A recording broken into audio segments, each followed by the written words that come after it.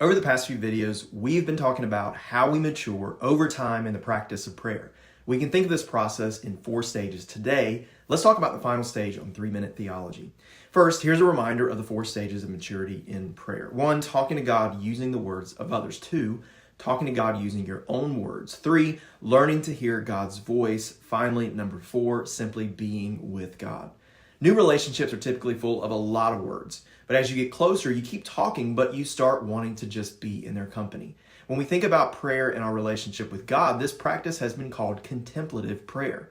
The label contemplative prayer comes from 2 Corinthians 3:18. It says, "We all who with unveiled faces contemplate the Lord's glory are being transformed into his image with ever increasing glory." Now, there are a lot of different perspectives on contemplative prayer. Pete Greig, founder of the global 24/7 prayer movement, describes 3 stages. Meditating on an aspect of God, which is really about me coming to God. Then contemplating, where it's more about God coming to me. Then finally communion, where it's only about God. John Mark Comer, a pastor and author, describes 3 stages as well. Beholding God's presence or thinking about an aspect of God. Then surrendering, where we're really okay just being with him. Finally, just resting, which is what resonates the most with me.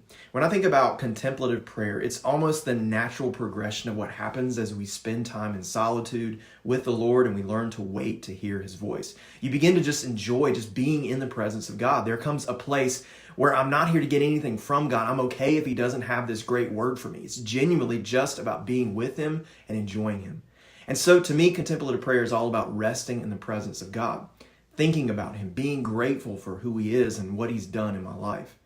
And it's really an awareness that he's near to us. I think a helpful distinction is that while intercession feels like work in prayer, and it is, contemplative prayer is the opposite. It's resting. Both are necessary.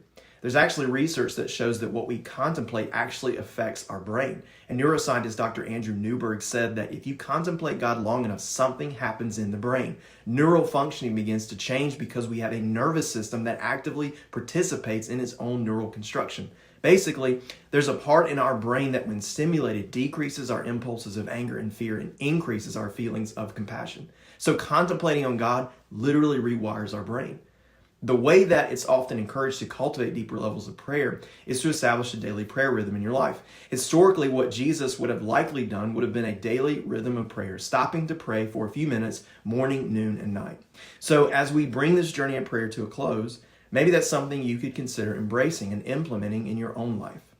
Well, thank you for going on this journey with me through the different stages of prayer over the past few videos. I hope it was encouraging for you and your walk with the Lord. Until next time.